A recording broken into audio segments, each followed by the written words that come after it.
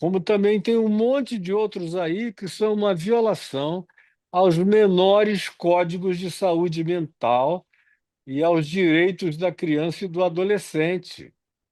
Agora, o pessoal nem se dá conta que o apóstolo Paulo diz: não seja neófito, para que não se ensoberbeça, não seja garotinho, não seja menininho, não seja adolescente, nem jovenzinho, nem imaturo.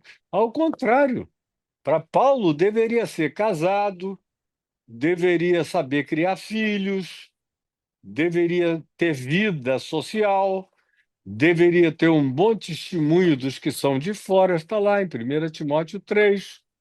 Deveria ser honesto com a sua mulher, marido de uma só mulher, não de duas, nem de três, nem pegador, nem canalha, nem cretino, nem safado. Deveria ser modesto, não deveria ser ganancioso de torpe ganância, não deveria mercadejar a palavra de Deus, não deveria adulterar o conteúdo das Escrituras, nem a centralidade de Cristo, do seu ensino, da sua cruz e da sua ressurreição. E tudo que você não vê por aí é Jesus. Como o Macedo, há 30 anos atrás, me disse, ou mais de 30 anos atrás, aqui na minha igreja a gente não prega Jesus. Jesus é um nome para atrair, lá na porta. Jesus Cristo é o Senhor, todo mundo concorda com isso. Agora, aqui dentro é um sincretismo. Eu falei, por quê? Porque o povo é supersticioso, eu dou o que o povo quer. Eles querem superstição, eu ofereço superstição.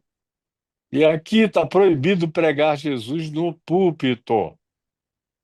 Até na hora de expulsar demônio, não é em nome de Jesus, é na gritaria, porque a maioria daqueles endemoninhados são até pessoas contratadas para ficarem possessas.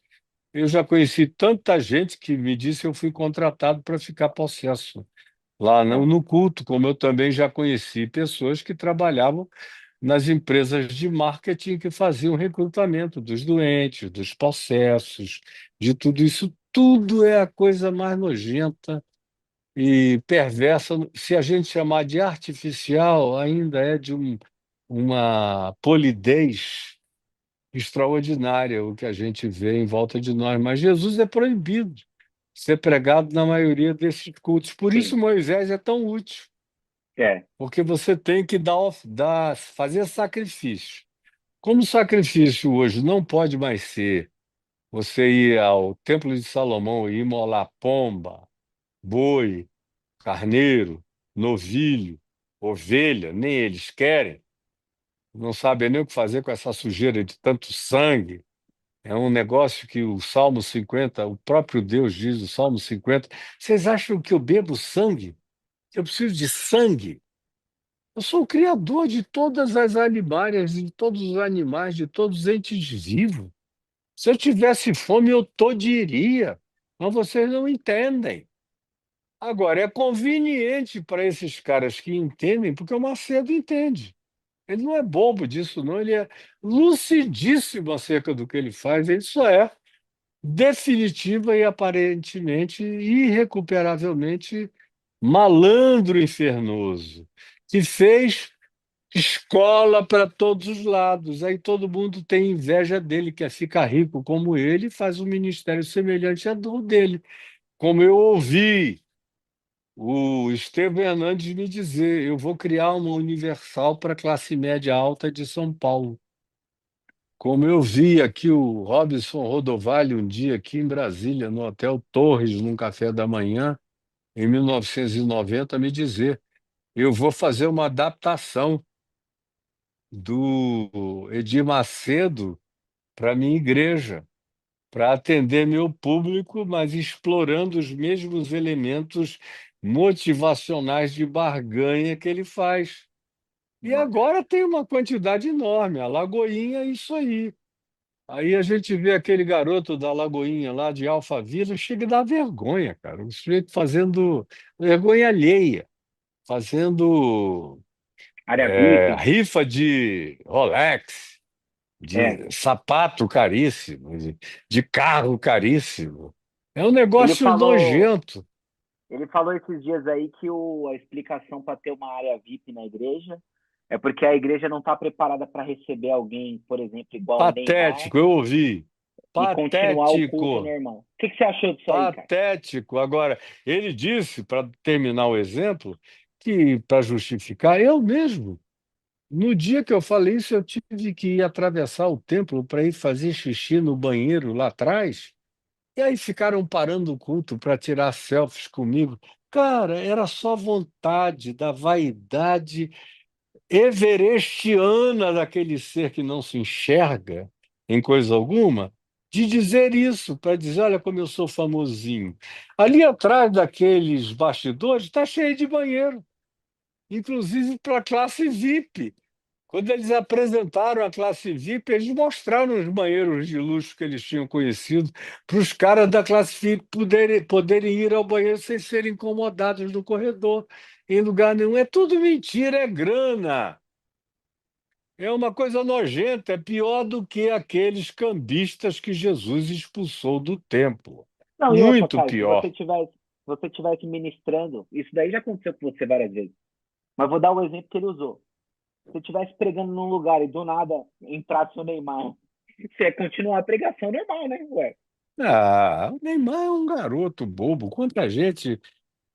Olha, gente, presidentes da República, no Brasil, em outros lugares do mundo, foram me assistir. Às vezes eu registrava a presença já dizendo não incomodem a ele. Ele veio ouvir o evangelho. Quem ama o evangelho aqui vai fazer desse indivíduo um anônimo.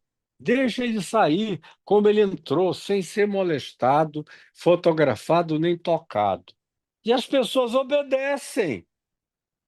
Obedecem. É só ter gente de pulso com autoridade espiritual e que não seja um palhaço pastoral que devia usar um nariz vermelho no meio da cara e se apresentar pintado, porque são seres da pior artificialidade circense possível.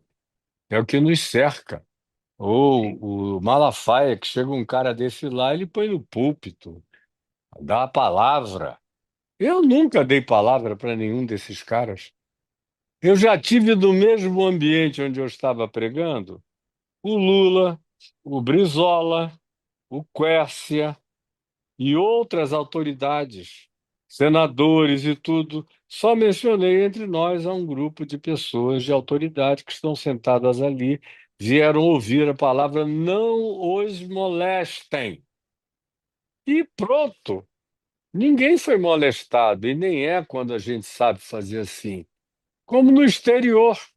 Eu já estive pregando em lugares no tempo que a Venezuela era um país legal pra caramba, nos anos 70 e 80, em que o presidente, o vice-presidente, os reitores das universidades iam me ouvir e não eram molestados por ninguém.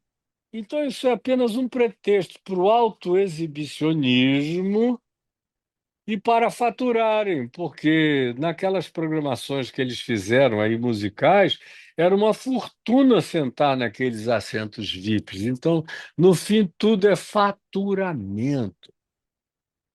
Mas o que eu estou dizendo aqui, para qualquer pessoa saudável que não seja de igreja, tenha começo, meio e fim, e eles estejam de pé aplaudindo e dando glória a Deus, dentro da igreja parece blasfêmia, o óbvio que É. eu estou falando, amparado pelo que Jesus disse. Quando chegar, você chegar numa igreja, não procure os primeiros lugares, seja você quem seja. Sente lá atrás, se alguém te chamar para frente, vai, mas seja moderado. E o irmão de Jesus, o apóstolo Tiago, diz: irmãos, se alguém entra na vossa igreja, na vossa sinagoga, na vossa congregação, e vocês veem que ele é rico e dizem: você que é pobre, saia daqui, se assente ali ou vá para o chão, e você se assente aqui no lugar de honra.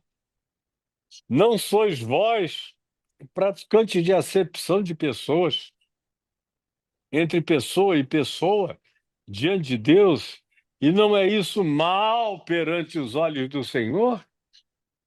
Mas o evangelho está rasgado. está desaparecido como nos dias de Josias, Uhum. está perdido em algum lugar. É. E quem o prega é mal visto, porque atrapalha os negócios dos outros que querem que você seja o mais ignorante, que o povo seja o mais ignorante possível para eles nadarem de braçadas.